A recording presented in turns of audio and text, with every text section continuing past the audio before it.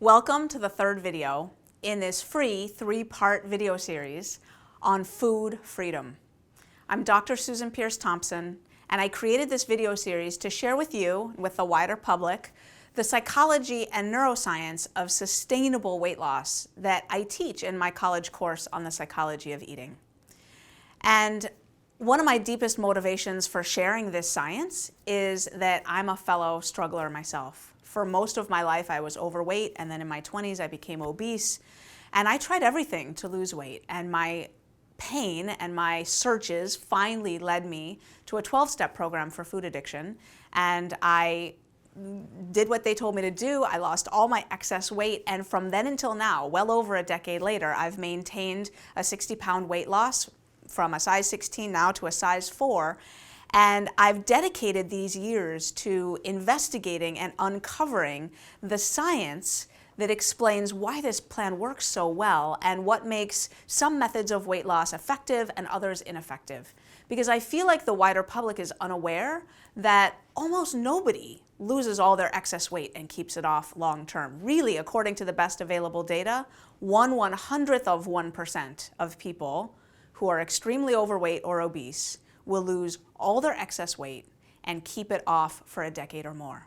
And I want to propose to you that what that means is that an effective weight loss solution will sound and look very different than anything else out there that you've encountered. It's got to be different. And the system that I'm here to talk to you about today is that different system. It's called Bright Line Eating. And in video 1, I told you that I would tell you about the 4 bright lines, and I'm going to cover them in this video today. Now, this is the third video of 3. So if you're just jumping on board here, I want to point out to you that right above my head, there are links to the first video and the second video. You do not need to go watch them now. These videos will make sense out of sequence.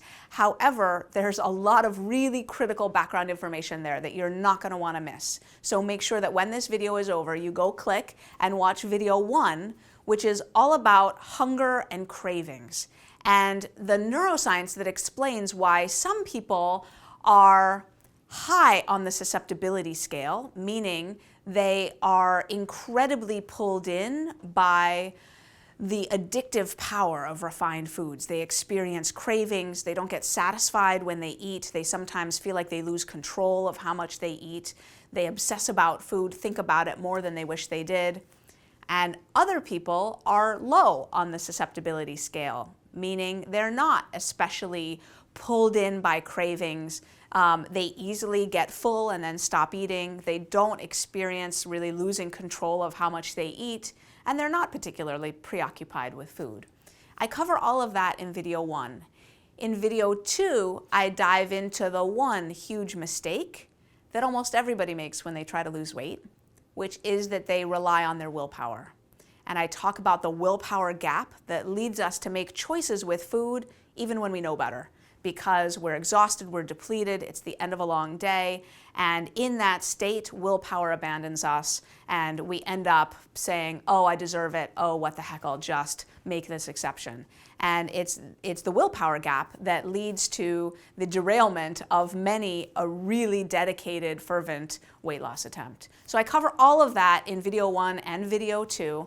Now here in video 3, I'm here to explain to you the Bright Line Eating system, and in particular how it rewires the brain for sustained weight loss in 5 different ways, because it won't work long term if you're white knuckling it and just kind of willing yourself to eat healthy. Eventually that breaks down. What you need to find is a system of eating that rewires your brain so that it gets easier over time, not harder. And that's what we're going to talk about today. Now, before I dive in, I just want to take a moment though, just to say thank you to all of you who've written comments. I've been down there in the comment section replying and reading. Some of your comments have moved me to no end. It's really gratifying to know that this video series is hitting home with a lot of people. It's why I'm doing this service, is because, I wake up, today was video shoot day, and I knew it, and I woke up thinking of you, thinking of the people that I know are out there without a solution and have struggled their whole life like I struggled with weight. And so those of you who are leaving these really moving, powerful comments, I just want you to know that I'm reading them, and creating this video series has been a really intense, joyful, sometimes painful journey, and I want you to know that I'm doing it for you. So after I finish filming this video, I'm going to go back down there, read some more comments, write some more replies, and so I did just want to take a moment to say thank you for leaving those comments.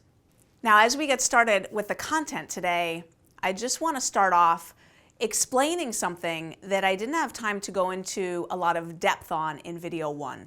In video 1, I talked about the susceptibility scale. But what I didn't explain was the genetic and environmental underpinnings that explain why some people are high on the susceptibility scale and are powerfully addictable, and other people seem to skate through life without being obsessed by food, even though they're exposed to the same obesogenic food environment, the same vending machines, the same convenience stores. Why is it that some people are susceptible and others aren't? There's some powerful research that speaks to this.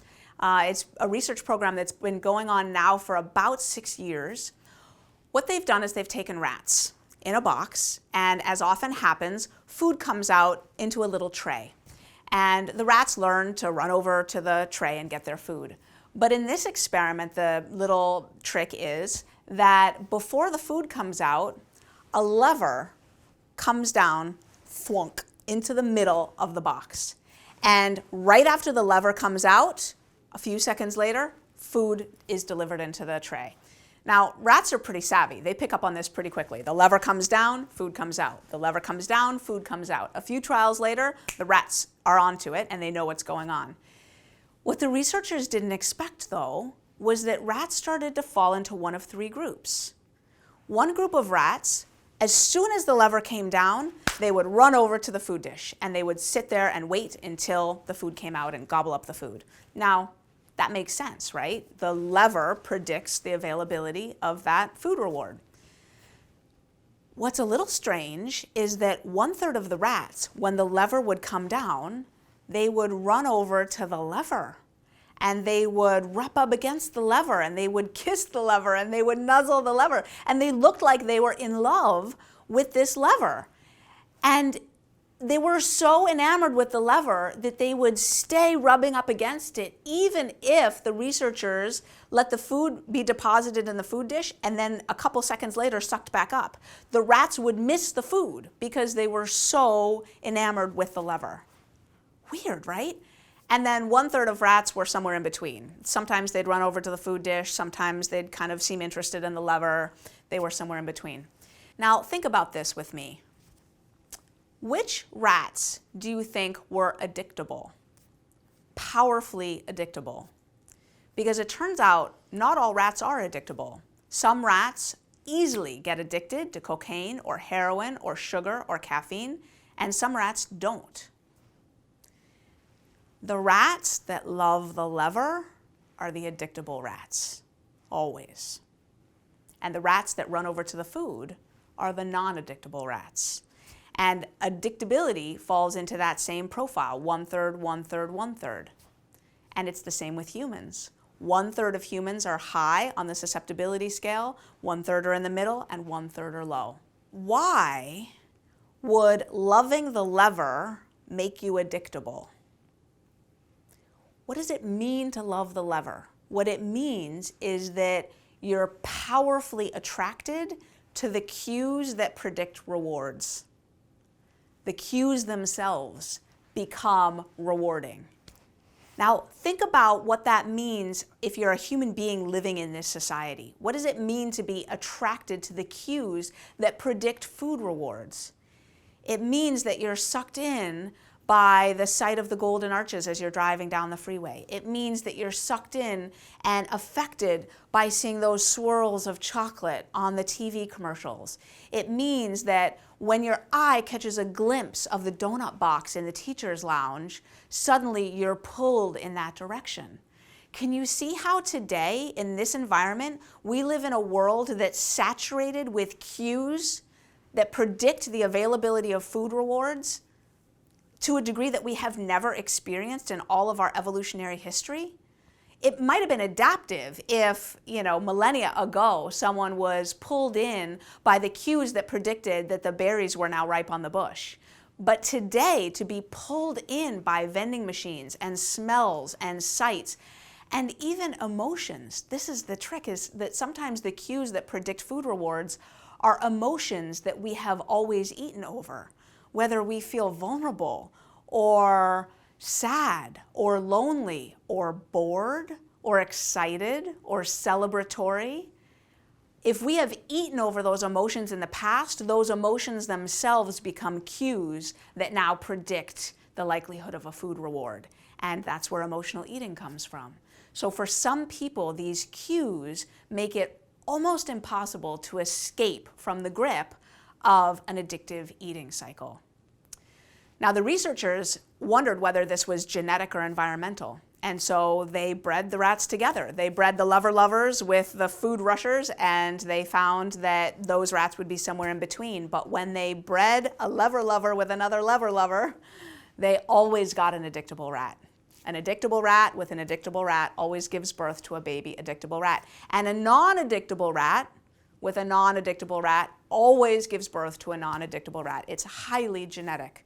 So not surprisingly, addictive susceptibility is genetic, but here's the twist. If they took a rat that rushed over to the food that was not addictable and they mated it with another one, they took that baby rat that was not addictable by genetic history and ripped it away from its mommy and daddy and raised it in isolation in stressful conditions, that rat would turn into an addictable rat. So I guess not surprisingly, addictive susceptibility is both genetic and environmental. So what this means for you, if you're in the mid-range or the high range of the susceptibility scale, is that you're going to need a really potent solution, because food rewards are all over the place and the statistics for weight loss success are completely abysmal. So you're going to need a system, and that system is bright line eating. The 4 bright lines are sugar, flour, meals, and quantities. So let's go through them. Sugar and flour we covered extensively in video 1. The problem with sugar and flour is that they create conditions in the brain with leptin and dopamine that set us up for insatiable hunger and overpowering cravings. And with the brain turned against us that way, there's almost no way to stick to a healthy eating regimen long term. And so just like a 1 or 2 pack a day smoker needs to throw up a bright line for cigarettes if they want to get healthy, it's a lot easier to throw up a bright line for sugar and flour if you want to lose weight and keep it off long term. Bright line number 3 is meals, and I talked about that a lot in video 2. The reason for a bright line for meals and not either eating 6 or 7 or 8 small meals a day or grazing all day long is that it takes a lot of willpower to plan out that many healthy meals and to make successful food choices that many times during the day. Breakfast, lunch, and dinner are far more automatizable. There's a $5 word for you. It's much easier to form habits that become automatic with breakfast, lunch, and dinner than more frequent grazing or snacking eating patterns. And then once you've got sugar, flour, and meals defined and locked in, what happens then is that the body is primed to lose weight, but if you don't have the quantities dialed in, your brain is going to fight you and you'll end up eating too much at those meals to really take off all your excess weight, especially the last 10 pounds. I don't know if you've heard this, that the last 10 pounds are the hardest to lose. That's true only if you don't have a bright line for quantities. My favorite way to instantiate the bright line for quantities is with a digital food scale. I love my digital food scale. It's like my best friend, seriously. The reason I love my digital food scale so much is that it completely creates freedom and peace for me around food. I always know that I've eaten the right amount. I never have to wonder, did I eat too much? Have I not had enough? Should I have seconds? Am I going to fit into my clothes at Christmas time or during the summer bathing suit season? I never have to think like that. My clothes fit season after season, year after year, because I know that I'm eating the right amount. And what people may not anticipate is that Bright Line Eating is not a program of tiny portions. We're not using a digital food scale to make sure we eat tiny portions. We're using a digital food scale to make sure we eat big enough portions. People are often stunned by the volume, especially of vegetables, that it's critical to eat if you really want to be healthy and lose all your excess weight. And I find that without that digital food scale, people tend to fall into a pattern of not eating enough. So the digital food scale just dials it in and makes that weight loss effort sing. Now, if you hate the idea of weighing and measuring your food, there are other ways of implementing a bright line for quantities. For example, you can just use a 1 plate of food rule, no seconds. And so at each meal, you organize your healthy 1 plate of food, and then you don't go back for seconds. And that's perfectly legitimate as well. So those are the 4 bright lines. And I have been teaching people the 4 bright lines for a lot of years, since maybe 2003, which is well over a decade now, and it's been hundreds, probably at this point, thousands of people. I've seen a lot of success, but I've also dealt with a lot of objections. And so I know right now that there are some people watching this video who are having some objections come up in their mind. So the first one I'd like to address is, I don't have time for this. I don't have time to shop and chop and chew the way you want me to shop and chop and chew. Like, this sounds like it's going to be really intense. My response to that is, first of all, I know how you feel. I felt the same way. Let me just remind you that I don't have a very boring, extra time-free life myself. I have 3 little kids. I have a full-time job as a tenured psychology professor, and I'm now doing this whole Bright Line Eating thing, which takes a ton of time. And believe me, if Bright Line Eating were a big time sink, I wouldn't still be doing it all these years later.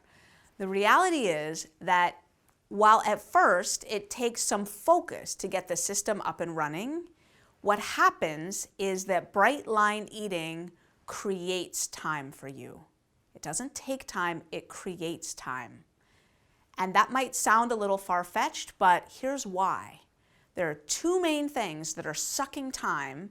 They were for me, and I see it for other people too, that we don't even realize. One is the food fog. Sugar and flour raise baseline insulin levels, which leads to poor memory, poor concentration, lack of focus, lack of motivation, and a complete inability to be sharp and effective and productive in your life. And at some point, when you start Bright Line Eating, that food fog lifts, and all of a sudden it's like, whoa, I am way more effectual in my life than I have ever been before. So that's the first thing that creates time, is you will be more productive. And the second thing that creates time is that eating the way most people eat these days takes a lot of time. It takes a lot of time to sit in front of the TV and eat mindlessly, because in my opinion, the best thing to do while you're eating and stuffing down feelings and eating mindlessly is to watch TV while you're doing it. And it takes time to go back and forth to the cupboard. It takes time to kind of figure out what's going to hit the spot and eat what you're going to eat. It takes time to eat all throughout the day. And when you get your food organized and eat breakfast, lunch, and dinner with nothing in between, suddenly life, space for life, opens up in between those 3 meals. And I'll never forget the day that I first experienced 3 meals a day with nothing in between, back in 2003. I weighed my breakfast, I ate my breakfast, it was 7:30 in the morning, and then my heart sank because I realized I don't get to eat again until lunch. And that's maybe 5 hours away. I didn't know what to do with myself without the ability to eat something as a buffer against life.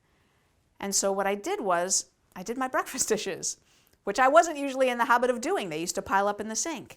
And then I opened some mail and made my bed, and I got so much more productive. So I am somebody now that I frequently hear from people, how do you do it all? How do you do everything that you do? And my answer is, I do it because of Bright Line Eating. Once you start weighing and measuring your food and get your food dialed in, productivity goes through the roof. So if you're somebody who could use extra time in your life because you're a busy person, I recommend Bright Line Eating. It will blow your mind how organizing your food life organizes the rest of your life. So that's the first objection I often hear. The second one is, eating healthy is really expensive. I don't have spare money in my budget. And to that, I want to say, I kind of want to cry BS to that, because eating expensive foods is expensive. Some expensive foods are healthy and some expensive foods are unhealthy. So let me explain what I mean. In Bright Line Eating, you can actually eat everything you need to eat for $5 a day, for like less money than it costs to eat breakfast, lunch, and dinner off the dollar menu at a fast food restaurant. You really can. And as a matter of fact, I have a document for you called Bright Line Eating on a Budget that shows you how you can do Bright Line Eating in less than $5 a day.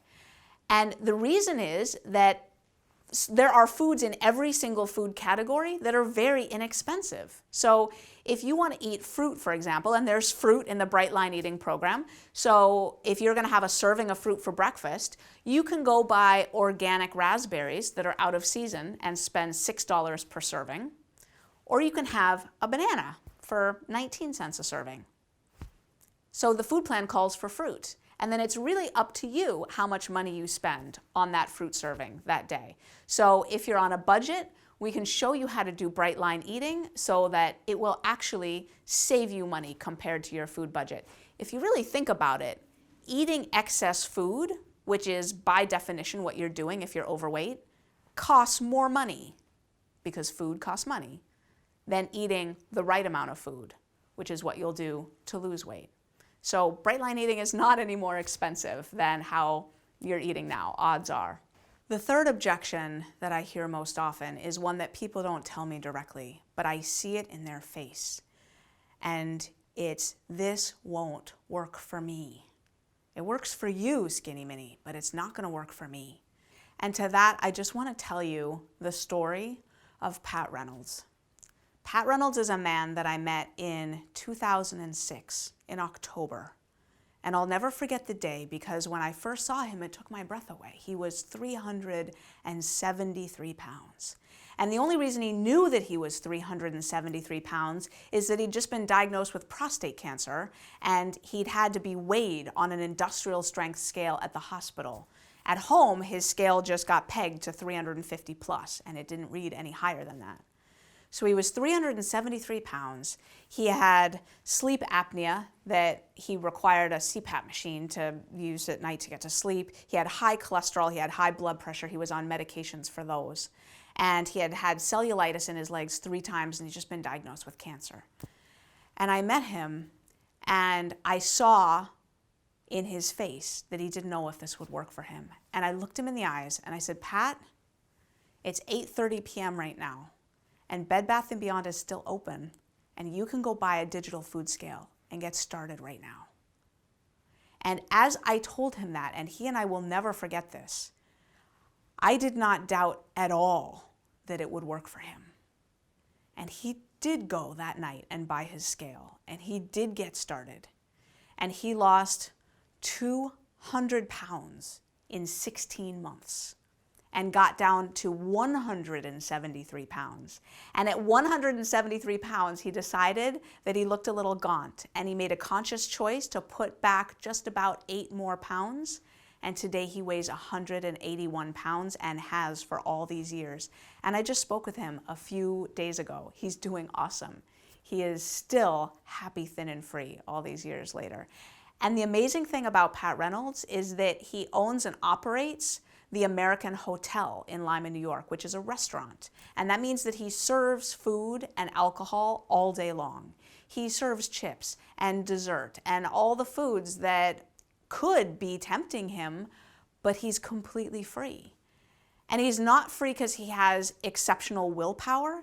He's free because he has a system that takes the load off of his willpower, that rewires his brain to eliminate cravings, to eliminate that insatiable hunger that used to drive him to eat, and to leave him with a state of brain that makes it so that the right healthy thing to eat is completely automatic. Every single day, he eats according to his Bright Line eating plan and feels great doing it. And that's why he's able to maintain his weight loss, because his brain has been rewired. So now we've gotten to the essence of the Bright Line eating system. It rewires the brain to make living happy, thin, and free easier and easier, and ultimately completely effortless. And how does it do that? Well, first of all, when you first start doing Bright Line eating, what happens almost immediately is that your insulin spikes stop and your baseline insulin level starts to lower. And as that happens, the leptin that is already circulating in your blood starts to be seen by your brainstem and your hypothalamus. And leptin is the hormone that says, I'm not hungry anymore and I feel like getting active. So all of a sudden, within the first 3 weeks of being on the Bright Line eating program, feelings of fullness and satiety and not feeling hungry start to kick in. It almost freaks people out, to be honest. My boot campers say all the time, hey, I'm really not hungry in between meals. Is this normal? I'm losing weight, but I'm completely not hungry. And I say, yep, that's normal. That's your leptin kicking in. So that's the first thing. So that overpowering hunger that leads people to sit on the couch and eat all night long, that goes away.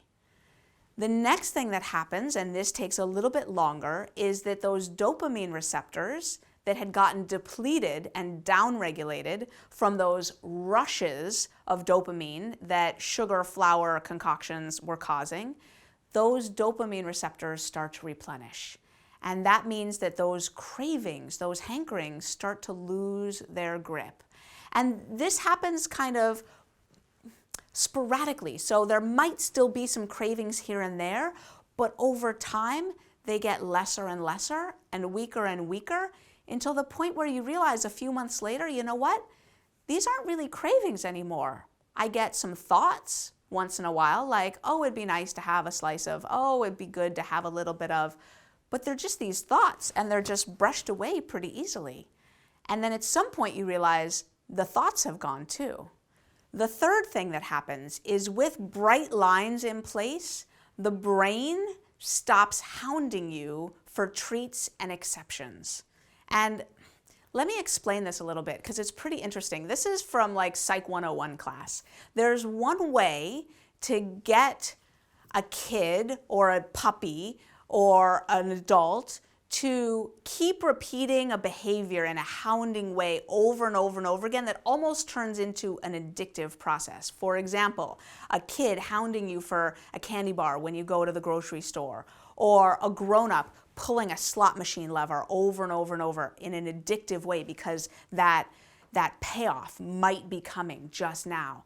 The way you create those types of persistent hounding behaviors is with something called intermittent reinforcement, which means the payoff doesn't come always, it comes sometimes, and you never know when it's going to come. So I'm going to tell you a funny story here now. At my grocery store, we have a checkout aisle that doesn't have candy bars in it. It's called the parents aisle, and instead of candy bars, they've got coloring books and crayons and stuff, books. And when we go through that aisle, my kids say, Mommy, can I have this book? Mommy, oh, look at these pencils. I love these. Mommy, can I have this crayon box? And I get hounded. If we go through the regular aisle with all the candy and the gum and the mints, you know that aisle, right? They never ask me for anything. Why?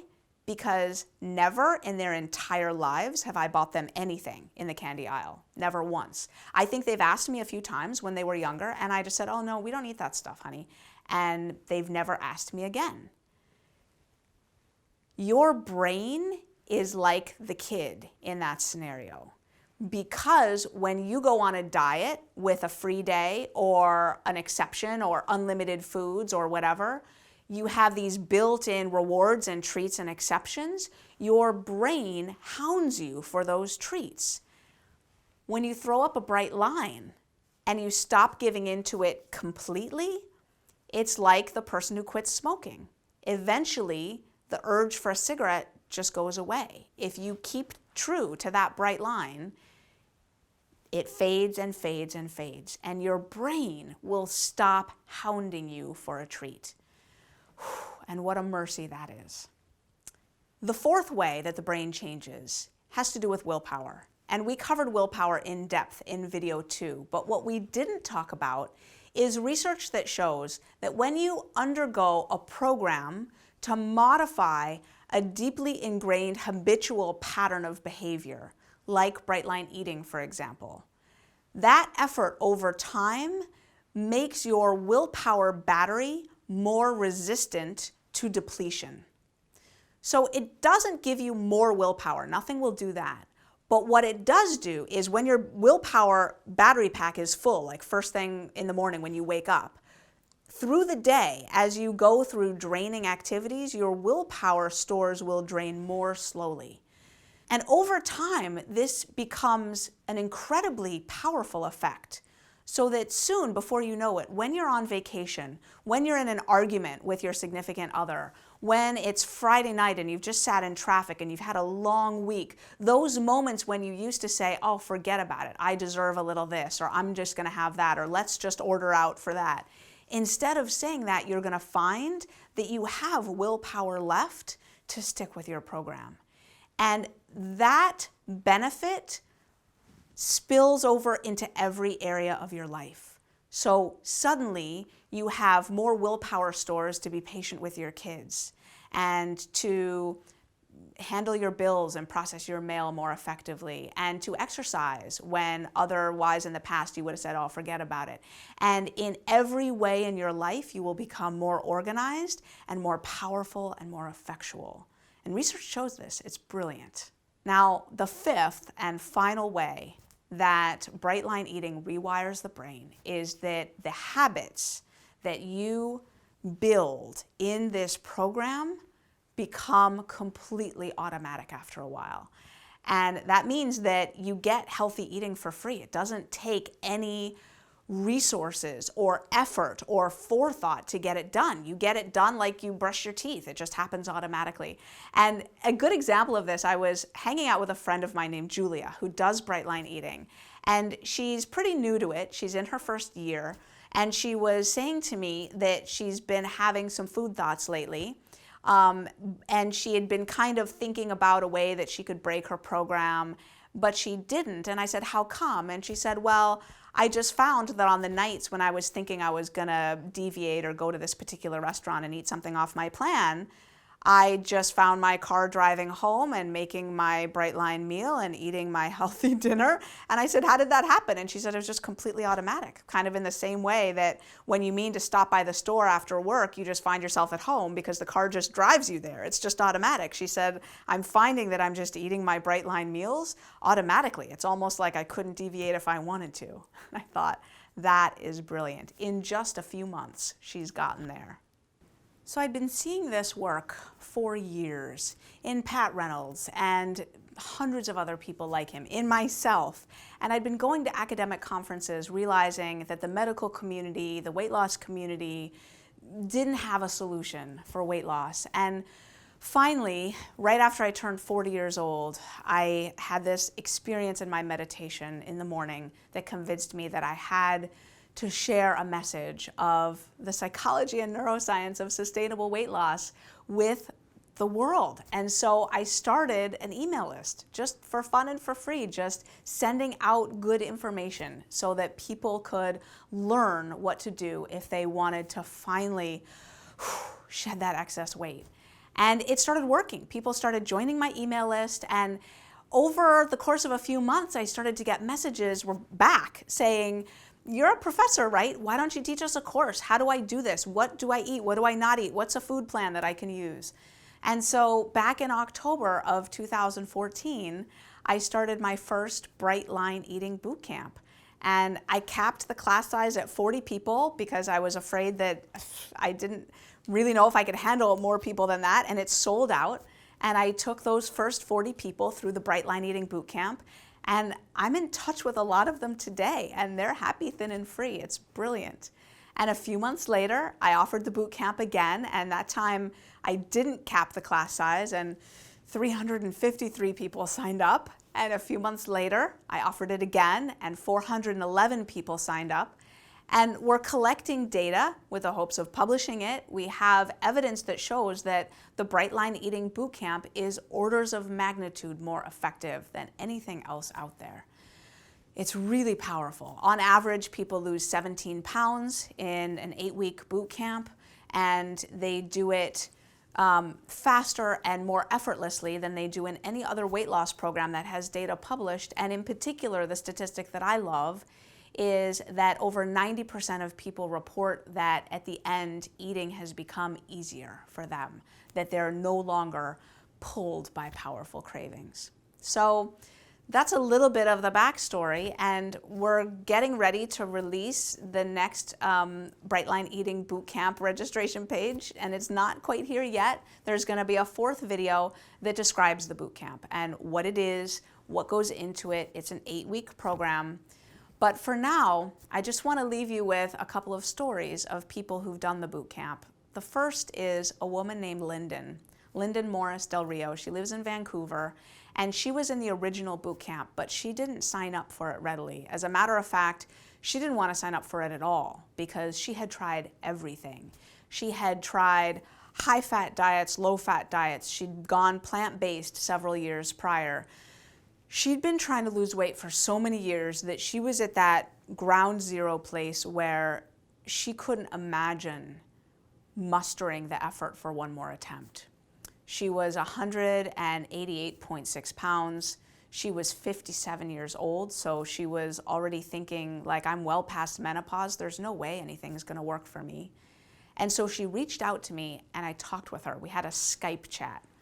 And she said, why should I do this? Why is this going to work for me? And I said, Lyndon, first of all, let me tell you my story and how it worked for me when nothing else did. But second of all, you have never encountered a solution that's potent like this, that will rewire your brain to make it easier over time. And I described to her the ways that the previous plans she'd tried with free days and unlimited foods and all these things weren't going to work for the way her brain works. And so she decided to give it a try.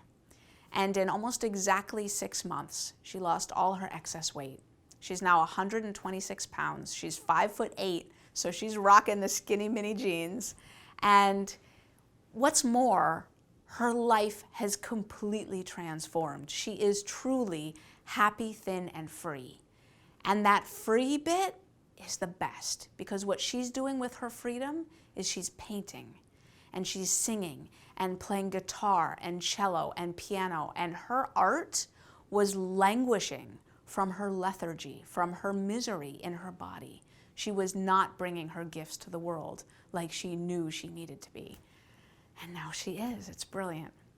Now, I know a lot of people like Lyndon who feel like they just don't know if they can muster another weight loss attempt, and they don't think it'll work for them because they're past menopause. But there's another category of people who come to Bright Line Eating who already know so much about nutrition, it's ridiculous. And it's kind of baffling to them that they can't implement everything that they know. So Barbara Becker was one of these cases. So she was a licensed practical nurse and was certified in the Cornell University certificate program on plant-based nutrition. She also taught cooking and eating classes on plant-based nutrition. She was a teacher of it. She knew so much about how to eat. And yet, in her private moments in her home, she was eating air-popped popcorn and fruit in quantities that were outrageous. She's like, why can't I be satisfied with one bowl of air-popped popcorn? Really, why do I need to go make a second bowl? And then her husband, who's vegan as well, loves black bean brownies, and he eats them sanely and normally. And she would make a batch of black bean brownies for him, and she would eat them all herself. And he would know that she'd been baking, and he'd be like, where are the brownies? And she says it was humiliating. It was deeply troublesome to her that her eating was not aligned, not only with her knowledge, but with her core values, her inner feeling about the way she wanted to be aligned with food in her body, mind, and spirit. And so she was only 129 pounds. At 5'4", she was not obese. She wasn't even overweight. But she knew that she wasn't quite in her right size body. She had a few pounds to lose. And she joined the second boot camp. And pretty quickly, she lost all her excess weight. She got down to 111 pounds. And what's more, she got that freedom, that happy, thin, and free feeling of, now I'm eating in alignment with my values. What I say I'm going to eat, I eat. And so registration is about to open for the next Bright Line Eating Bootcamp. There's going to be a 4th video. And I know that there are going to be a lot of people who watch these videos who really take all this information, because there's been a lot of information in these 3 videos, and they take it and they make use of it, and they get happy, thin, and free just on this information. I know a lot of people who do that. But there are going to be other people who say, I want the whole system. I really want to learn what the food plan is, exactly how to implement it. I want to do this right. I don't want to play around anymore. And for those folks, I just want to say, keep an eye on your email inbox, because the 4th video is going to be released. And in the past, these boot camps have sold out on occasion. So I really want to make sure that you get a spot if you want one. In the meantime, we've got a pretty amazing community dialogue going on down here in the comments section. So once again, I just want to ask you to scroll down, leave a comment. Yeah, hit the like button. I'd love it if you'd share this video on Facebook. That would be great. But please scroll down and let me know what you thought of this 3 video series, because we've come to the end now. This is the end of our time together, and I want to end by just saying thank you. Thank you so much for watching. Thank you so much for spreading the word. If you can't tell, I'm kind of on a mission. I really want to share really actionable, concrete science on the psychology and neuroscience of food freedom, so that people don't have to suffer anymore. So scroll down, say hi to me down there. I would love to reply to your comment. And here's to your food freedom.